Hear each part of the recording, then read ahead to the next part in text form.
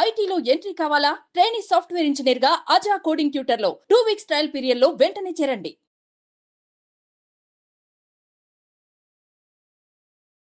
Hi hello నమస్తే welcome back to Suman TV. ప్రస్తుతం స్టూడియోలో ఉన్నారు family counsellor motivational speaker Rajani Ramma గారు. నమస్తే మ్యామ్. నమస్తే నవీన. మ్యామ్, కొన్ని రిలేషన్షిప్ సీక్రెట్స్ ఉంటాయి, దాని లైఫ్ సీక్రెట్స్ అనుకోవచ్చు ఏదైనా. అందులో ఒకటి ఏంటంటే భార్యలు భర్తల దగ్గర కొన్ని విషయాలు దాస్తారంట. అవి పెద్ద పెద్ద విషయాలు కాకపోయినా వాటి వల్ల వచ్చే ఏమైనా ప్రమాదాలు ఉంటాయా లేకపోతే ఏంటి అనేది తర్వాత విషయం. అసలు ఏం దాస్తారు అసలు భర్తలకు తెలియకుండా దాసే విషయాలు ఏముంటాయి? మీకు ఏమైనా ఐడియా ఉందా? మగాళ్ళకి బాగా తెలుస్తాయి. అయితే ఆడవాళ్ళకి పాప వాళ్ళు ఏం దాస్తున్నారో కూడా తెలియదు, చెప్పరు కదా, చెప్పకూడదు కదా. అయితే మెయిన్గా వచ్చేసి మగవాళ్ళు డబ్బు గురించి చెప్పకూడదు ఇంట్లో. సహజంగా ఏంటంటే డబ్బులు ఉన్నాయి అని అనగానే పిల్లలు కానీ భార్య కానీ, అసలు యాక్చువల్గా అయితే దీనికన్నా ముందు భార్యాభర్తల మధ్యన సీక్రెట్స్ ఉండకూడదు అనేది ఒక ఫండమెంటల్ రూలే. ఎందుకంటే అటువంటి సీక్రెట్స్ మెయింటైన్ చేస్తూ పోతుంటే ఎవరికి వాళ్ళే ప్రతిదీ సీక్రెట్ పెడతారు. ఎవరేం చేస్తున్నారో తెలియదు. అంటే ఒకళ్ళనొకళ్ళు మోసం చేసుకోవడమే కదా, తప్పు కదా. దాని వల్ల ఏమవుతుందంటే అబద్ధాలు వస్తాయి. కొన్నాళ్ళకి అబద్ధం చెప్తున్నారని తెలిసినా కూడా ఏం చేయలేరు, కానీ లోపల అభిప్రాయాలు మారిపోతుంటాయి, ప్రేమలు తగ్గుతూ ఉంటాయి, ఒక మంచి ఒపీనియన్స్ అనేవి పోతూ ఉంటాయి, బ్యాడ్ ఒపీనియన్స్లోకి వెళ్ళిపోతుంటాయి. కాబట్టి చెప్పాలంటే అసలు సీక్రెట్స్ ఉండకూడదు అని అంటారు. కానీ ఈ మగవాళ్ళు కొన్ని విషయాలు ఇంట్లో చెప్పకూడదు. కొన్ని అవేంటంటే ముందు డబ్బు విషయం ఏంటంటే మనకి ఇంటికి ఎంత కావాలి ఏంటి అనేది మనం ఇంట్లో చూసుకుంటాము. మిగతా డబ్బుని వాళ్ళు ఇంట్లో తెలియకుండా దాచిపెట్టాలి. అయితే ఇంట్లో డబ్బు ఉందని తెలిస్తే పిల్లలు కానీ వైఫ్ కానీ ఏదో ఒక రిక్వైర్మెంట్స్, ఇప్పుడు ప్రతిదీ కావాలనిపిస్తుంది కదా.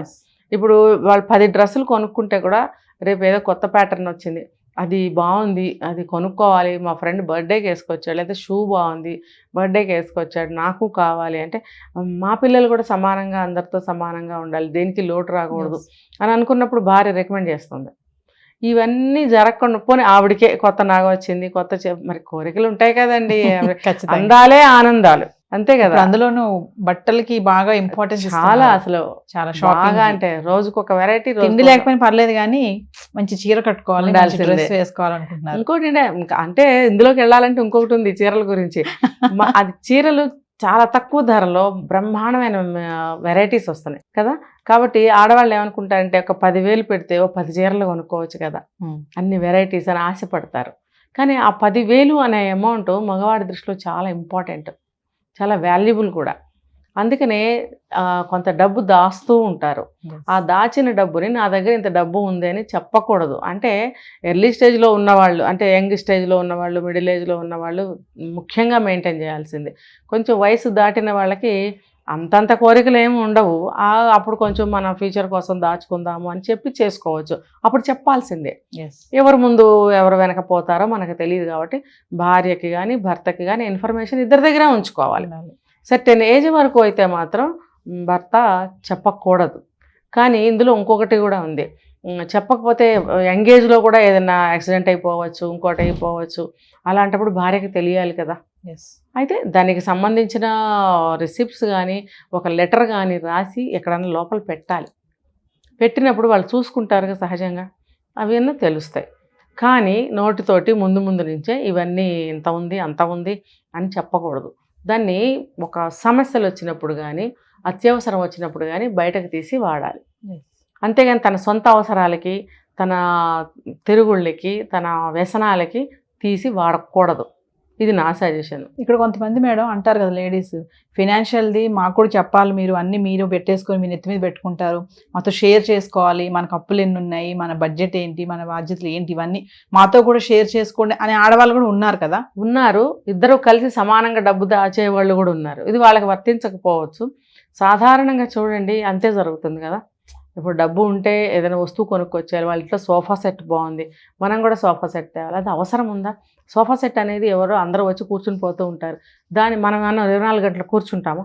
1 గంట కూర్చుని టీవీ చూస్తే గొప్ప కదా. మరి 24 గంటలు ఆ డబ్బులు అందులో ఇన్వెస్ట్ అయి ఉన్నాయి కదా. ఇప్పుడు ఏదైనా సడన్గా అవసరం వస్తుంది, ఒక సమస్య వస్తుంది, అప్పుడు డబ్బు కావాలి, అప్పుకి వెళ్తారా? అప్పు చేస్తే మళ్ళీ అప్పు తీర్చడం కష్టం కావచ్చు మీకు. మీరు ఉన్న స్టేజ్ ఎటువంటిదైతే దాని ప్రకారం. బాగా ఉన్నవాళ్ళు అనుకోండి అసలు డబ్బు దాల్సిన అవసరమే లేదు, కాస్త కూస్త ఇబ్బంది పడేవాళ్ళే కదా డబ్బు దాస్తారు. మరి అలాంటప్పుడు అప్పు చేస్తే మాత్రం తీర్చగలరా? మరి అలాంటప్పుడు మనకి సోఫా సెట్ అవసరమా? అవసరం లేదు, మనకి నీడ్స్ కావాలంతే ఆ సమయంలో. అందుకని అలాంటి వాళ్ళు ఏం చేయాలంటే చెప్పకూడదు ఇంట్లో.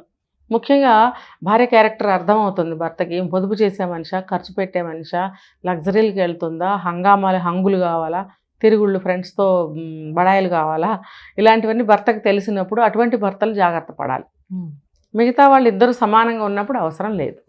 ఆ తర్వాత తన ఎక్స్ లవ్ ఏమన్నా ఉంటే, పాత లవ్లు అలాంటివి ఏమన్నా ఉంటే అవి కూడా చెప్పకండి. ఎందుకంటే అది కుదరలేదు కాబట్టే కదా వదిలేసి ఈ అమ్మాయిని చేసుకున్నారు. ఇప్పుడు యాక్సిడెంట్స్ అనేవి, పొరపాట్లు, తప్పులు అనేవి ఎవరికైనా జరుగుతాయి. అలా అనుకుని వదిలేసి మీరు కొత్త జీవితం మొదలుపెట్టినప్పుడు మళ్ళీ మీరు అందులో ఆలోచనలకు కానీ అవి చెప్పాలని కానీ రహస్యాలు ఉండకూడదు కదా భార్యాభర్తల మధ్యన.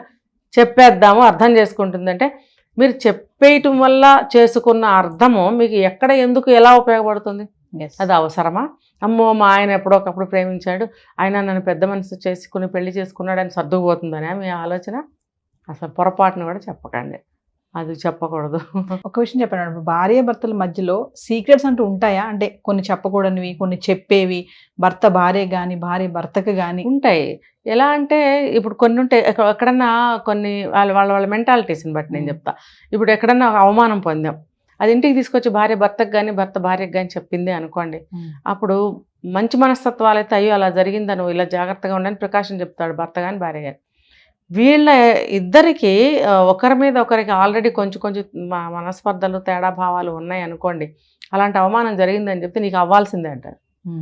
అది ఇంకో బాధ కదా, భర్త అయ్యుండి భార్య అయ్యుండి ఇలా జరిగిందని చెప్తే ఇలా అంటారా అనే బాధ కలుగుతుంది. చెప్పకుండా ఉంటే మేలు తనకి అని చెప్పరు. ఇంకోటి ఏంటంటే భార్య మీద అంతగా కేర్ లేదు, అంతగా ఇష్టం లేదు, ఏదో జరుగుతుంది జీవితం అనుకున్నప్పుడు హెల్త్ ఇష్యూస్ వస్తే కూడా చెప్పదు. ఎందుకనంటే తీసుకెళ్ళాడు హాస్పిటల్కి, పట్టించుకోడు, తీసుకెళ్ళాడు, వైద్యం ఇప్పించడు. మరి అలాంటప్పుడు చెప్పి ప్రయోజనం ఏంటి? చెప్పాను 10 సార్లు, వినడు, అర్థమైపోయింది, నన్ను చూపించడు, నాకు మంచిగా చూడడని అర్థమైపోయినప్పుడు చెప్పి ఇంకా బాధ పెంచుకోవడం ఎందుకని చెప్పదు. రిలేషన్లో ఏదైనా అవమానాలు జరిగినా, బాధ కలిగినా, పక్కింటి వాళ్ళతో జరిగినా ఆ సిచ్యువేషన్లో చెప్పుకోవడానికి ఇష్టపడదు, మామూలుగా కూడా చెప్పుకోవడానికి ఇష్టపడదు. ఇంకొకటి ఏంటంటే తన ఒక సక్సెస్లో ముందుకు వెళ్ళినప్పుడు అది కూడా చెప్పడానికి ఇష్టపడదు. చాలా విన్నాను ఈ కేసులు నేను కూడా. ఏంటంటే భర్త కన్నా భార్య ఇంకా పెళ్ళైన తర్వాత బాగా చదువుకుని పిహెచ్డీలు అవన్నీ చేసేసి మంచి ఒక రేంజ్లో ఉందనుకోండి, ఇంకా లేకపోతే ఏదైనా అవార్డ్స్ వచ్చినాయి అనుకోండి డిపార్ట్మెంట్లో వర్క్ చేసే దగ్గర, అవి చెప్తే ఇంటి దగ్గర ఈయన ఏమన్నా తక్కువగా ఫీల్ అవుతాడేమో, నాకన్నా పైకి వెళ్ళిపోతుంది, మంచి ఉన్నత స్థితికి వెళుతుంది అని చెప్పి ఎలా తీసుకుంటారో తెలియదు. రేపటి నుంచి ఆ భావనతోటి గిల్టీ ఫీల్ అవుతాడేమో, ఎందుకులే అవి చూడొచ్చాడు అయినా, చెప్పకుండా ఉంటే మేలు అన్నట్టు అవి చెప్పదు. అలా కొన్ని ఆడవాళ్ళు చెప్పడానికి ఇష్టపడరు. డబ్బు దాచే విషయంలో మాత్రం ఇద్దరు కూడా సమానంగానే అవసరాలకు ఉంటుందిలే అని దాచిపెట్టే భార్య భర్తలు కూడా ఉన్నారు. సో ఫైనల్గా మేడం, భర్త మాత్రం భార్య దగ్గర ఖచ్చితంగా ఈ డబ్బు విషయం ఏదైతే ఫినాన్షియల్ ఉంటుందో అది ఖచ్చితంగా షేర్ చేసుకోరు కదా మేడం? అసలు చేసుకోరు. అది మంచికి ఉపయోగపడి చెడుకు ఉపయోగపడని, అదైతే మనం చెప్పకపోయినా పాటించే టిప్పే. కానీ చాలా మిస్యూజే చేస్తుంటారు వాళ్ళు. ఇప్పుడు 1 లక్ష రూపాయలు దాచి నువ్వు ఒక మంచి విషయానికి ఉపయోగించే భర్తలు ఎక్కువ మంది ఉన్నారనుకోండి, చాలా హర్షించదగ్గ విషయం. మరి అంతమంది ఉన్నారా? అటువంటి వాళ్ళు ఉన్నారా? దాచిపెట్టి వాళ్ళ స్వలాభం కోసం దేనికో దానికి చేశారనుకో, వేస్ట్ కదా. ఇంట్లోకి ఇవ్వకపోతే ఇటు సమస్యకి అడ్డుకోకపోయింది ఆ డబ్బు, నువ్వు మరి దేనికి దాచిపెడుతున్నావు? అది నువ్వు వృధా చేస్తున్నట్టేగా. భార్య ఒక 10 గ్రాములు బంగారం కొంటే నీకు అది 4 ఏళ్ల తర్వాత అది ఇంకా డబ్బు ఎక్కువ చేస్తుంది. నువ్వు చేసే ఖర్చులకి అప్పటికప్పుడే పోతుంది ఆ డబ్బు. భార్య అడిగితే 4 గ్రాములు బంగారం కొంటాయి, నువ్వు డబ్బు పాడు చేస్తున్నావు అంటారు. మరి తనెళ్ళి ఎవరికైనా అప్పు ఇవ్వచ్చు, లేకపోతే గర్ల్ ఫ్రెండ్కి ఖర్చు పెట్టచ్చు, లేకపోతే ఎవరినైనా ఉంచుకుని దానికి రోజు ఖర్చు పెట్టచ్చు, మళ్ళీ అయితే ఇష్టమైన బండి కొనేసుకోవచ్చు. మరి అవన్నీ కూడా మోబుల్లే కదా, అది ఉంటాయా? ఉండవు. ఇదేంటిది? స్థిరం స్టాండర్డ్. ఇది ఉంటుంది, ఎక్కడికి పోదు. నువ్వు 1 గ్రాము కొన్నా రేపొద్దున దానికి డబల్ రేటు వస్తుంది భార్య ఇన్వెస్ట్ చేసేది. మరి అది తెలుసుకోవాలి. సో బ్యాలెన్సింగ్గా ఉంటే ఏ ప్రాబ్లమ్స్ ఉండవు, సీక్రెట్స్ మెయింటైన్ చేయకూడదు. Thank you ma'am.